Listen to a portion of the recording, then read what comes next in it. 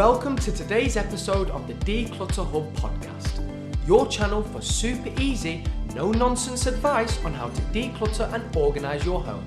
Please welcome your hosts, professional organisers Ingrid Jansen and Leslie Spellman.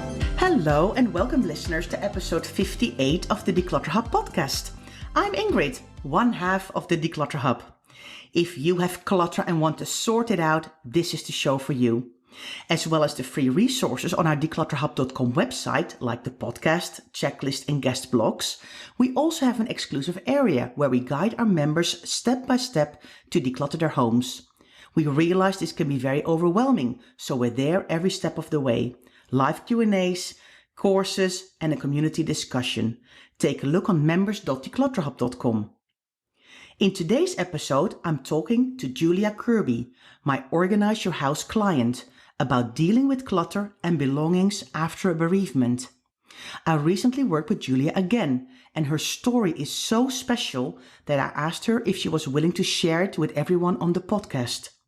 Julia was immediately up for this, and I really hope this podcast will give our listeners an insight with how clutter impacts our lives, whatever the situation is. Julia, I so appreciate you being here on the podcast. Thank you, Ingrid. This is great. This is fun. Oh, I'm so excited. And you do have a very special story to tell. And I'm really, really grateful for you for doing this with me, because I know it must be quite an emotional thing to do. So, so why don't you tell your story kind of from the beginning? Sure. So the story that brings me eventually to meeting you started in August of 2017, summer of 2017.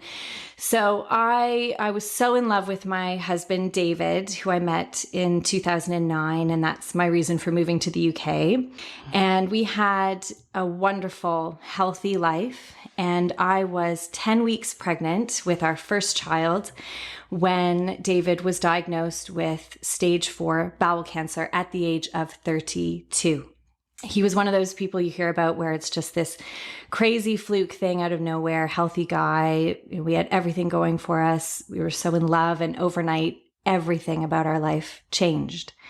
So I cared for him during his very aggressive treatment throughout my pregnancy, and I gave birth to our son at the beginning of March 2018. And 27 days later, David died when his body couldn't cope with the recovery of a surgery that he'd had for pain management purposes. So that's it in a nutshell, basically. But anyone who is listening who has lost someone, particularly to the nastiness of cancer, would understand that what I'm describing very briefly is actually made up of what was 8 months worth of a lot of pretty wild moments in our lives. And it was very surreal to go through something that traumatic. Pregnancy as a caregiver, and then death immediately following a birth, and obviously no manuals for how to handle something like that. So I could go on and on about the story itself and grief, and you know, but this is about decluttering, and I want to get to that, because that is what we're here for. But anyone who's listening who's lost someone knows that when we tell a story very quickly about, oh, this happened to me, it's made up of so many moments that you just would actually, I might struggle to articulate anyways. So best we move on. So there I was, 31 years old, a new mom with a newborn baby, and I had lots of wonderful support from friends and family. But I spent all of the first year in what I now really understand to be shock. And that is, of course, only now in hindsight. And I do want to say, actually, it was important to me to say that what we're talking about today, my experiences, my choices within grief and motherhood, it really isn't me trying to give any advice today about what's best for people now that time has passed. I don't really like when I read a book or an article to do with parenting or grief, and it's very much, this worked for me, so you should do it this way, like it's the right way. It's less common for grief, but I just find it's so easy to want to share what worked or didn't work for someone after the fact. So new parents and newly bereaved people, typically, I think, you just cope, and then later you look back and think, ooh, I'm glad I did that. I should tell other people to do that. But if any of this were to become any kind of reference point for anyone or they could relate, that's great. But I'm really just glad to be able to share my wonderful experience with you as a professional organizer and what you brought to my life and how decluttering played a role for me that I wouldn't have ever expected to be so significant. David's dad died just before I met him 10 years ago. And when I would talk to David about his dad, he was very clear and simple about his thoughts, so around his grief. So he would always say that he didn't need photos up everywhere, his dad's stuff around to prove his love for his dad. He said he honored his dad through how he lived his life. And I really saw that in him. So when David died, I was very quick to take on this mentality of not trying to keep all of his stuff as a way of trying to keep him around in some way, because that's not what he believed. And it was nice to be able to take on that same belief. He had shown me a way of grieving.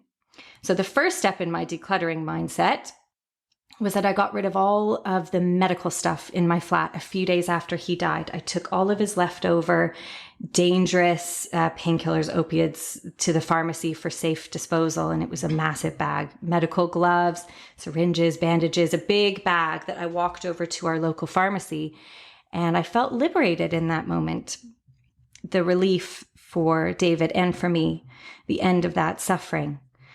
I just wanted all of this horrible medication out of the house and away from being anywhere near a baby. And that was the first way in which I tapped into, I guess you could say, sort of a decluttering mindset. I wouldn't have thought of it that way at the time, but I did. I was sort of quick to adopt that mentality from there. So right after David died, my aunt, who lives back in Toronto in Canada, where I'm from, stayed with me for almost a week. And she was widowed about 12 years ago. She was 50 with 4 daughters when her husband died. She was fantastic about offering help if I wanted to tackle any sort of organizing of things while she was there. She was like my Mary Poppins. This woman was swooped in, and she was such an inspiration to me because she had survived the exact same loss. Her husband had died from the same cancer as David. So she recommended a few great tips. She suggested maybe David's ties be put in little boxes as gifts. So I gave one each to his friends and family in a little gift box. So they all have one of his ties. And she helped me bag up most of his clothes, except for his work shirts, because she suggested quilt making, finding a quilt maker, which she'd done for her daughters. She had blankets made out of her husband's shirts. And I held back a few sort of comfy clothes of his for me to wear. And I kept one suit and a pair of his shoes so I can show my son, Max, how big and tall and strong his dad was. And we drove to a charity shop, and my aunt got out while I waited in the car and dropped off the clothes for me. And I remember her saying they were so grateful that I donated his suits, because I think for a charity shop, that would be a really nice donation. And then I had a box that I kept what I thought were the most important things for Max. So I selected certain items. I didn't want to go overboard, though, keeping in mind what David felt about hanging on to too much stuff as a way of holding on to the person. Anyway, so I decided to do a bunch of things around David's possessions while I was in shock. And I really felt that if I could get it done while I was in shock, I wouldn't have to turn it into a big deal potentially later when I felt worse. Because I knew I was in shock, even though I didn't feel like I was in shock. But in many ways, the body protects itself and finds ways to function while in shock. So I knew I kind of had an opportunity there where I wasn't feeling too much. And I was also recovering still from birth. I was breastfeeding a newborn. So there was a lot going on. So I didn't overthink what I was doing at the time, which actually made it easier. And I know that wouldn't be for everyone. Some people wait a very long time to tackle possessions, and there's absolutely nothing wrong with that. I just, for myself, felt that was right for me. So April, May, June, July, August, September, 6 months after David died, I'd done a few things to my flat. We'd actually just sold it before David was diagnosed, a 2-bedroom, 2-bathroom flat. but we canceled the sale when he was diagnosed. We'd wanted to move into our first house when I got pregnant, but we felt it was too much with everything going on, and we stayed put, which in the end was absolutely the right thing to do. So by September, I'd been putting some of my own touches on the flat, like having walls painted and lovely new blinds fitted and sort of trying to make it my own. And so I was making the flat mine, and I just felt really bothered when it got messy, which was often because I had a baby. And I have an open plan layout. So if you're in the living room, as you know, you can see everything, the kitchen, the dining room area, and the hallway area, and you can't really close a door to mess.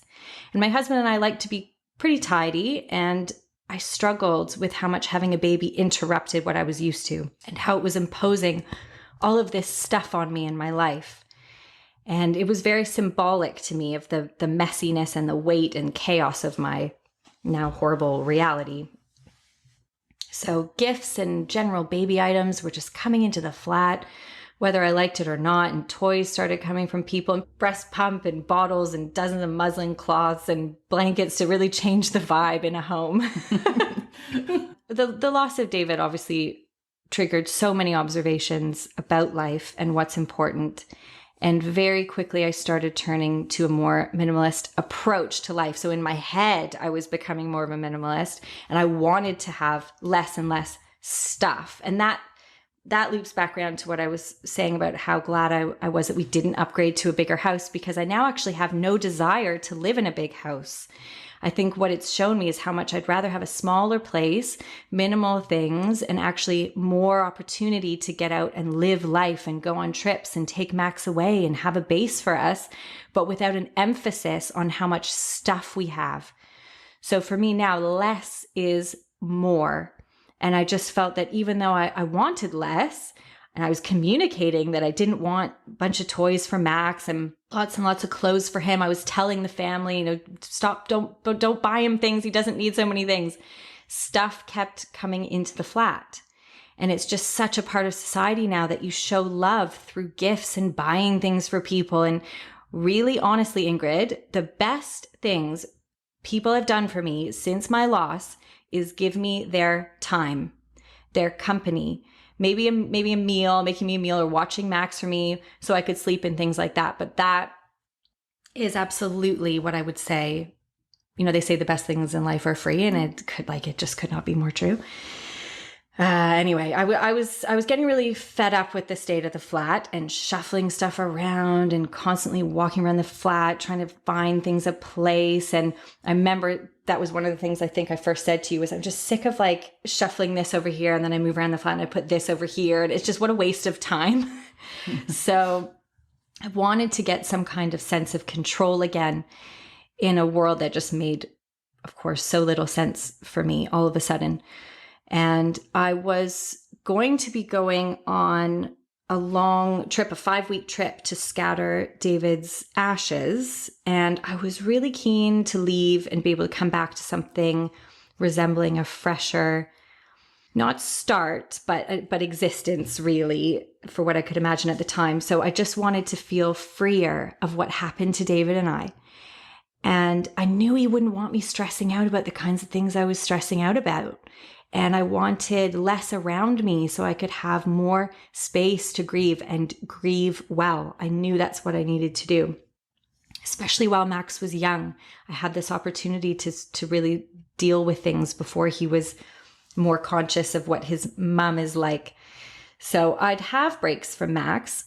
People would help me to get some time to myself. And I'd look around at the flat and just feel like there was no way I could tackle what I wanted to achieve. The idea of sorting things, bagging things up, doing trips to charity shops, anything like that on my own was too much. And even with the help maybe of a friend, if I asked someone, I felt sort of like it was too personal of a job to take on with someone I knew. I really wanted someone who wasn't attached to David or his memory and make it this big, this big thing. I just wanted to do my own thing. So I found you on Google. I did know that personal organizers existed. I did know that. And you were my first and only inquiry. I remember seeing you. I don't remember what I saw now, But I know I found you and you were the best of the best online. I could tell. And I remember booking in with you I was trying to book in with you for early October, and I was really looking forward to it. But you've reminded me that I thought we'd seen each other before I went on my 5-week trip, and it wasn't that way. You reminded me a year later. Yeah, well, we did a consultation in the beginning of October. So you rang me and you said to me, Ingrid, I really would like you to come to my flat. And I said, right, let me come and see you for a consultation. And then I came for a consultation, and it was very clear to me, because you were very open about that your husband passed away, and I saw your lovely son. And I think because my son is called Max as well, I think we immediately had a... Yes. I was like, oh, I've got a Max too. So I think it kind of lightened the mood a little bit as well. And it felt very meant to be. Something like that would have put me at ease for sure. Yeah, definitely. And I remember that there was, your friend was here, and you were trying to get in better shape, because the exercising really provided you with something to focus on. There was lots going on, and I was like, oh. And you said to me, Ingrid, can you just look around and make a plan for me, what we're going to do? And I thought, okay, let me just see how this plans out a little bit, because I could feel there was a lot going on, and you were open about everything. But I just really wanted to look at you and kind of go, is she ready for this? And you really mentioned you wanted to do all of this before you were going away to scatter David's ashes. But in the end, I think you had about 3 weeks, and our diaries just couldn't match them up. And but I wanted you, but I was willing absolutely to wait for you when we agreed to do it when I got back. Yeah. So in the end, we decided we're going to plan a date for when you come back. And that was I think that was good. That felt like the right thing to do. Another thing in hindsight. That was another thing that in hindsight, isn't that great that I didn't take that on until after I got back. Yeah, I think it would have felt too rushed for some reason. I think you were trying to do so many things, take care of your son and trying to get in better shape and focus on your trip. And I thought, I don't think she's got the clarity in her mind. Well, when you now talk about, this is really interesting for me to hear your take on how I came across when you came into the flat, because I remember just wanting to be so busy all the time, and you coming in, and me having the personal trainer was here, and Max was here, and a friend was here, and I was like, oh, Ingrid, can you just go take a look around and just tell me what you think I should do, is really interesting for me to hear reflected back at me, because you're functioning, you're coping. But I absolutely vividly remember your warmth coming in, the way you handled me as a mother, being a mother, and as a grieving mother, bereaved person. You immediately made me feel a sense of ease. But a lot of that came from the fact you introduced such structure. Like, you came in and you had a plan, and it was so therapeutic for me. I remember I felt so sure that what I was doing was right for my life. It was such an uplifting experience. Like, you just being there, like your presence was like, oh, okay, everything's going to be okay right now. Ingrid knows what to do. She's going to sort out my life. And then everything's going to be okay. It's so funny, because I think now looking back on it, at the time, so you came back from America and you scattered David's ashes, and we came in, and I took my assistant with me. Yeah. And so we had a lot of hands and manpower. Yeah. And it's interesting, because in your memory, I was only here once, but I actually came twice. So it just shows you how the mind plays tricks on you, doesn't it? Yeah. So I actually looked back in my diary, and I thought, oh no, we came twice. And of course, the first time we did your living room and your kitchen and your big cupboard. And then a week later, we came back and we did your Max's bedroom and a bathroom, and we did your chest of drawers. Yes, so, and that's when you brought out the label maker. Yeah, the label maker. For the chest of drawers. That was when you put duvets, pillowcases, and fitted sheets on a label, and that is exactly right as a system. But I didn't because have. I noticed you had people helping you, which was great. But if people don't know where to put stuff back, then it gets really chaotic. So the tiny little label just helps tremendously with things like that. Yeah, it's very, it's like I say, therapeutic. It was comforting. Like, this is where this will always live. Yeah. This is where the sheets live. And there was a lot of, when you came over, I remember saying to you, I knew you were going to give me these nuggets of wisdom, but things that you would say that were like, how did I not even think to do that? Like, there's things, you just have an eye for, you walked in and you were like, oh, well, the sheets could go in this drawer. And it was like, yes, they absolutely could. Why have they not always been there? Sometimes you just need fresh eyes in your house to see something that you feel almost silly for not having just thought of that. But But it is true. It is a fresh pair of eyes. And I look at storage and stuff in a different way than people. And because people live in their own house for a long time, you almost get a bit blind to the clutter and because it's always been there. And I always make suggestions. And I always ask the client in the end, is this what you have in mind too? Because I can make lots of suggestions and tell people this is where we're going to put stuff. But if you're never going to look for it there, what's the point in putting it there? So you have to really keep that communication open. And that's one of the reasons why I always work with my clients, because you can keep checking in on them. And coming quickly back to, I'm really glad that we didn't declutter before you went on your trip, but we did it after. I think you needed to finish almost that story and that part of your life first before you could move on. And I watched you very, very carefully, because I think it's very important that we as professional organizers keep an eye on our clients to make sure they are ready for the changes. And I was ready to pull you back if I felt that you were rushing things, or I was ready to cheer you on if you were ready to make those decisions. Yeah. But it's my job in the end that the clients are happy with what they're letting go of. Yes, and that nothing feels pushed or forced. And in the end, lots and lots went, didn't it? I mean, I remember my assistant and I loading up the car twice, absolutely filled to the brim with stuff. But I supported your decisions. I knew those were the right decisions for you. And nothing was like, oh, she should have kept that. Because I would have said to you, Julia, can you please rethink this? Because this is maybe something that you want to keep. But I felt you were in control of the decisions you were making. And I bet I was more so for having waited. Yeah. Because I know my rushed energy, I had this like hyper energy about me. Yeah. That I think I was really just trying to outsource help for anything and everything in my life. It was like, I'll get someone to do that. So I bet I was thinking, I'm just assuming now, I bet I was thinking, because the way when you came in that you said, I was like, oh, have a look around and just go, I almost wanted you to just do it for me. Yeah. So that it was done. Yeah. But actually the process when I was back and we worked through everything together, because like you say, of course you're going to work with the person, made it the kind of experience that it needed to be, that it should be.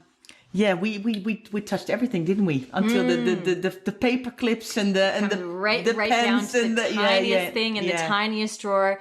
And I remember your lovely assistant just having loads of stuff around her, and we'd just be lifting things up like this. Keep this, no, yes. Which bag does this go in? And right down, honestly, to the tiniest little paper clip, and also. The fridge, I remember, and this is why it's a problem shared, right? A problem shared is a problem halved, they say. And to have mentioned to you that I was missing my fridge door shelf that had broken off. Yeah. I don't even know how that came up, but having told you about that, you recommended this website, eSpares. Yeah. Oh my gosh. You showed me like, oh yeah, you just look up this like barcode thing that's on the fridge, and then it offered all the kinds of components of that item online, and I ordered myself a new fridge door shelf. Yeah. Thanks to you. That was just such like an extra little thing that I think it came out of frustration, because I think you were making us a cup of coffee and you were trying to shove the milk in the thing. And I'm like, what are you doing? Why did you I can't put it in my door because the shelf in my fridge door is broken. I'm like, no, you can order a fridge shelf on eSpares. And you were like, huh? Yeah. Can you order? I'm like, oh yeah, just eSpares.co.uk or .com or .co.uk, and you can just order it. And you did. Yeah. Because you so knew easy. that stuffing the milk not in between shelves is just... But it's things like that. I was, being on my own, all of a sudden you realize there's things that you don't tackle because you're just like, I don't know. Yeah. I didn't think something like that even existed, but of course it does. But I needed you to tell me about it, much like I needed you to tell me about recipe books that I had. The way you said, you'll probably just Google it. Who still uses cooking books? I don't know. I know people do, but I don't. And if I was going to make something, the way you said it, you were holding the books, and I think you looked at me because I could get rid of them, and I hesitated, and you were like, you'll probably just Google it. Like if you want to look up a recipe. That's so true. That was just the best. I know, you call them Ingridisms, aren't you? Ingridisms, yes. All of a sudden you come out with something that's just so, like, of course. Like this common sense that is so refreshing. Skipping ahead to another visit where there was a little trinkety thing hanging from a hook, and it was just what a useless thing. And I remember you just looking at me, and you just you were like, charity. Like for the charity shop, and I was kind of umming and ahhing at it, like, oh, I don't know, is this something that I should be getting rid of? I don't know. Like I looked to you, which is nice to look to someone, and I'm up for it, for you to kind of give me a nudge, that little bit of a push. I think through studying me, I think you could tell how to work with me. Mm-hmm. So maybe I just needed that little bit of, so the way you looked at me, like, charity, charity, right? Like almost like, of course, right? And then I'm like, oh yes, thank you for just, making that happen. I know. I'm very direct with my clients. That's for sure. Love it. I love that kind of that style you have. Oh, thank you. Yeah, it's been just a dream to work with you, really. I think that first and second visit, we also talked about the quilt, because of course we found David's shirts, didn't we? Mm-hmm. And you said to me, Ingrid, I really would love to make a quilt. Yes, I had vacuum sealed like 25 of his work shirts. Yeah, and I thought, oh my God, what a lovely idea to do that. And I knew I'd heard about a company doing this. So I think it's called Patchwork Castle.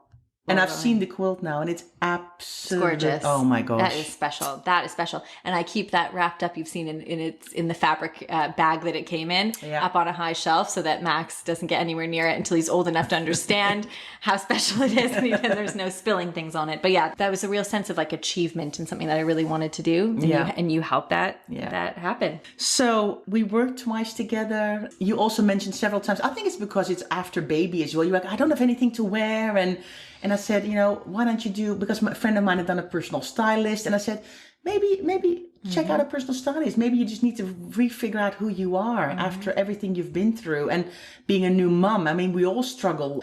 What do I still fit, and what do I wear as a mom? And I've got a cupboard full of work clothes, but that's not very practical when you've got a 3-month-old baby trying to crawl over the floor. It's not nice when you don't feel good in yourself, and it is hard after a baby. I remember like David's funeral, I was like, I'd had a baby like 5-6 weeks ago, and I just felt, the frumpiness, and I had to see all these people, and it was horrible, feeling uncomfortable in myself in such a horrible time in my life also. Like there were just layers of crap that I just was trying. I think when I talked about trying to outsource, like I just wanted things done, like getting a personal trainer. It's like, can you just fix me?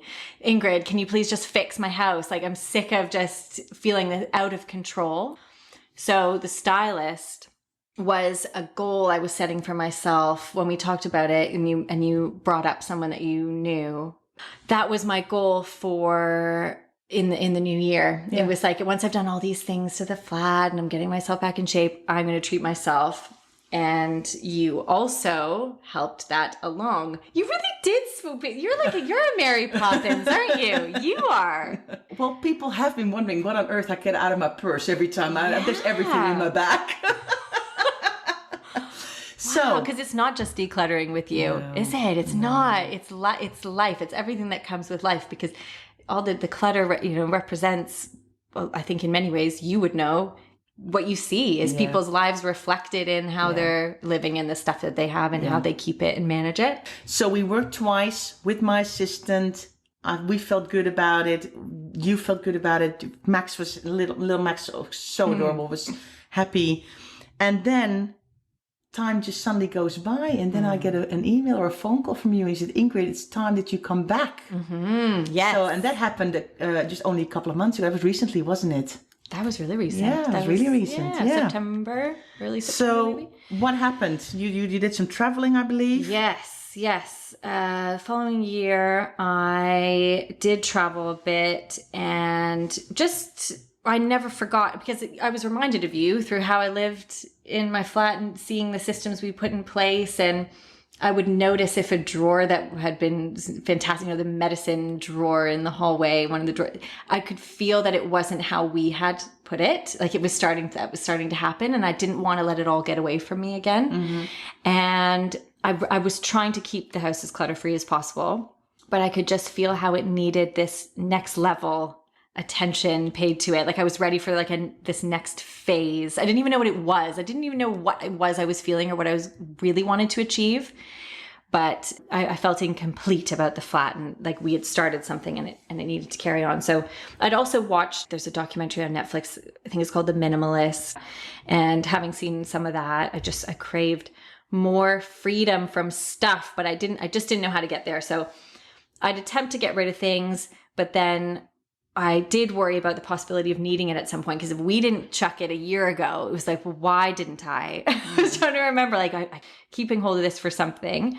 And I kept putting off doing any kind of declutter session myself because of the same reasons as before. I would think I could, and I'd sort of plan to on a certain day. And then it was really obvious to me that, I just wasn't up for the whole thing on my own.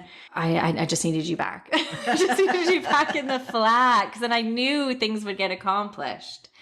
And when you came, I remember not being sure how to articulate what I was trying to achieve. So you can tell me how that was for you. But I just knew there were things in every room of the house that I didn't need. And I knew you would help me make sense of how to get rid of it. And we would just do it. I just needed that guidance, that push from you. So what was that like for you? I think I find you much calmer this time around. Also much slimmer as well.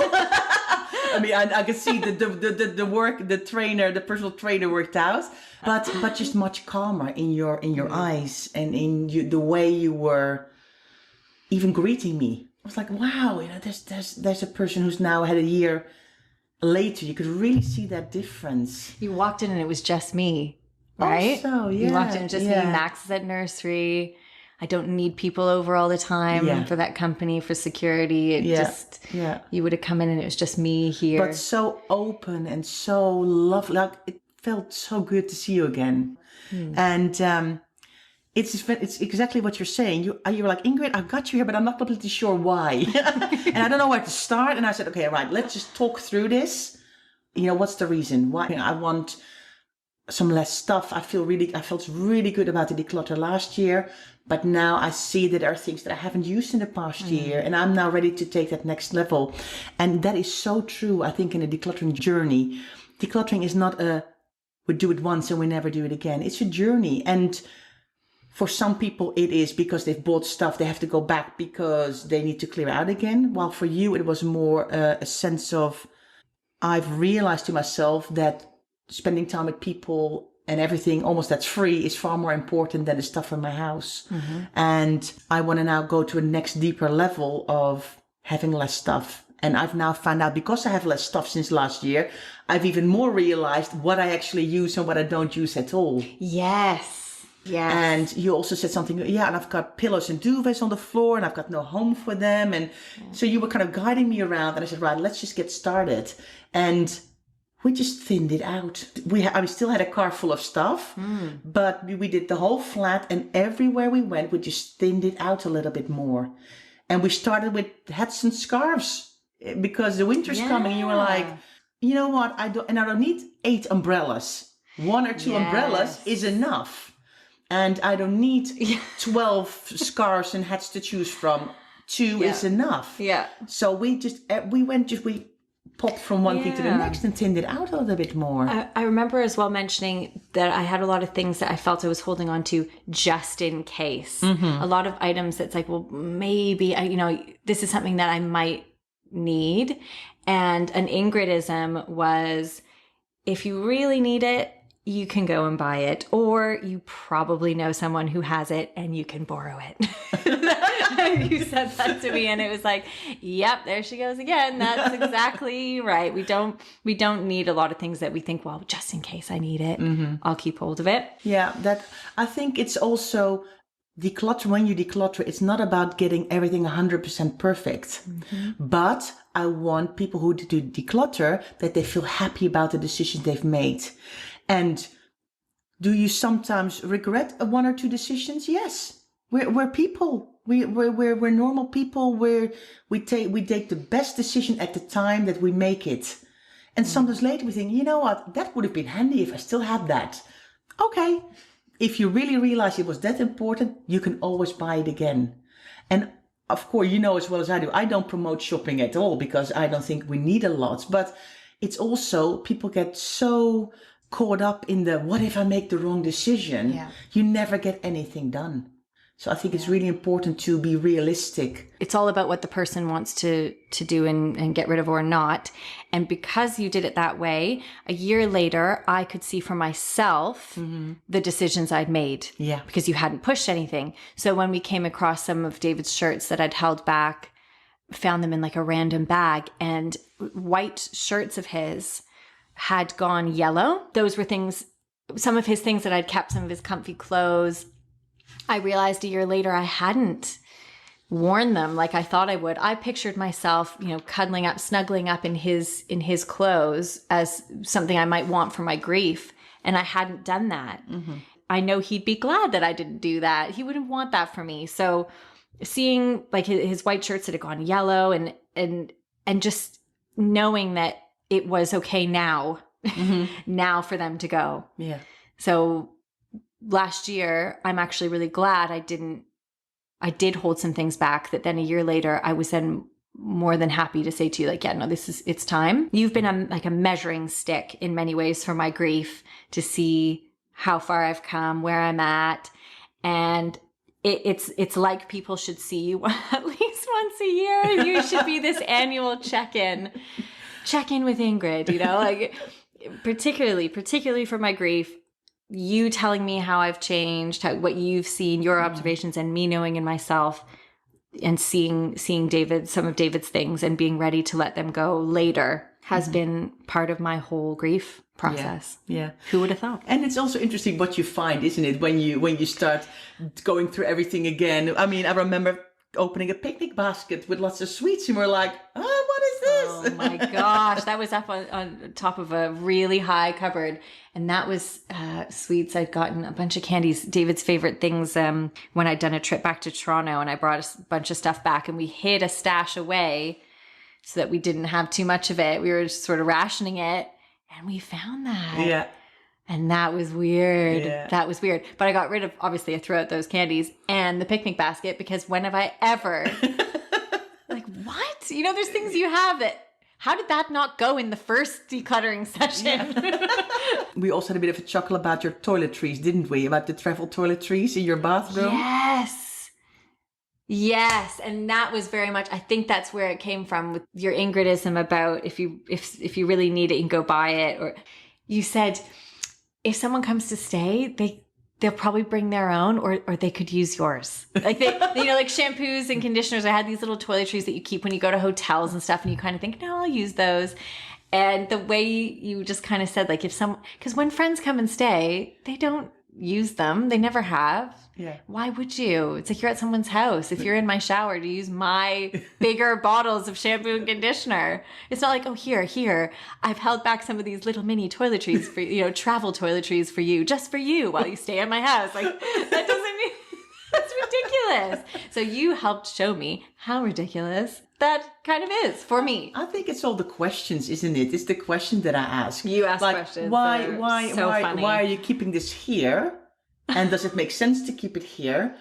Can I make a suggestion to put it somewhere else? And that is so funny, though. Honestly, Ingrid, the way you say certain things, deliver the questions, is almost like probably like in counseling, where you don't give the advice, you help the person find their own answer, their own way. And that's kind of what I think happens with you is you ask something in such a way that it's like, it makes the answer so obvious. Mm-hmm. The way you just said, like, you know, when you'd say something like, does this need to go here? Yeah. And you would ask it in a way that, for me, the answer is so obvious, but you didn't say, this shouldn't go here. You don't come in and say, oh, don't do it like that. You don't put this here. I recommend you do this because of this. You know, you don't tell. Yeah. You show. Yeah. You show, like, should this be here?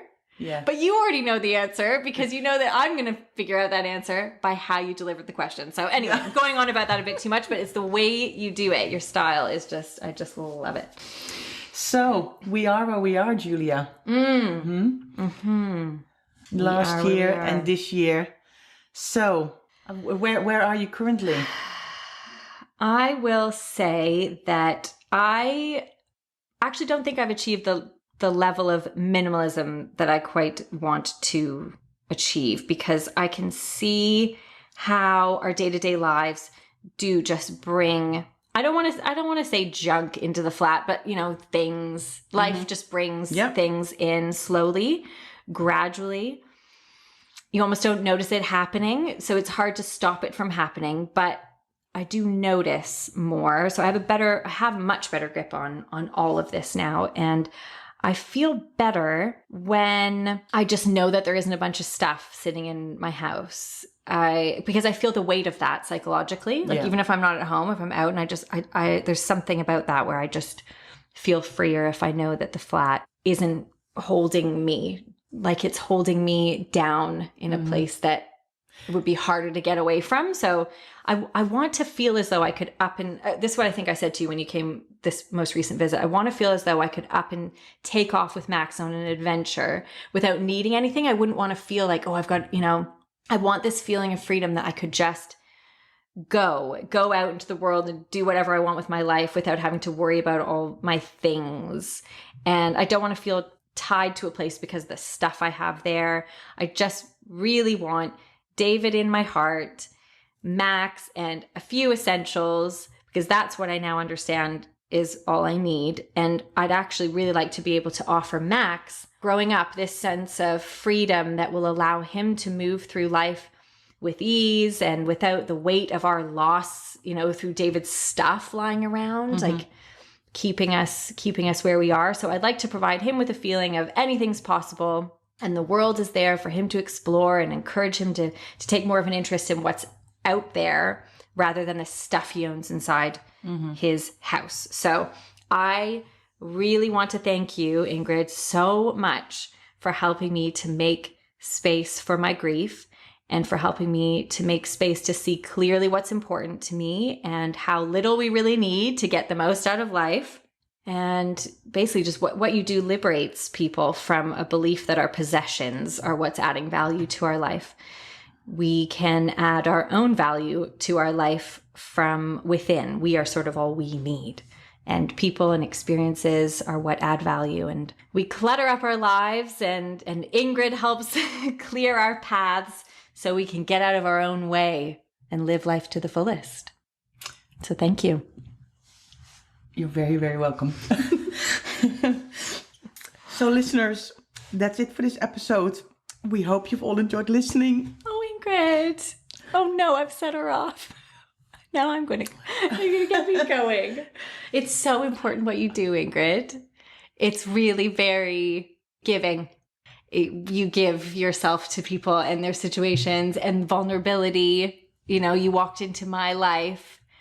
I was broken. And I am so grateful that you are who you are and that you want to help people in the way that you want to help people, because decluttering is so much more than just like, oh, I'm going to throw out some stuff in my house. That is definitely true. And that is definitely true, listeners. I mean, it's all about it's a journey, and it's all about making space for what's really, really important. So listeners, let's try again. That's it for this episode. So thank you so much. And we hope you've all enjoyed listening and are inspired to take action. Listeners, are you struggling with a loved one's belongings, and has this podcast given you food for thought? That's all I can hope for. thank you so much for being here with us. And if you'd like to get more tips and advice, please follow us on social media. We are on Instagram, Twitter, and Facebook as @declutterhub. And we have a lively, supportive Facebook group where we can chat all things clutter. Search for the Declutter Hub community. We'd love to see you there. Don't forget our fantastic membership. We're offering step-by-step online courses, live Q&A sessions, and a membership community. Have a look on members.declutterhub.com for more information. I'm sorry I'm sniffing in the microphone. If you don't want to miss the next weekly episode, please subscribe to the Declutter Hub podcast on Apple Podcasts, Spotify, and Stitcher, and it will pop into your notifications each Friday. See you next time. Declutter Hub podcast. Check out declutterhub.com for more inspiration, and don't forget to tune in next week.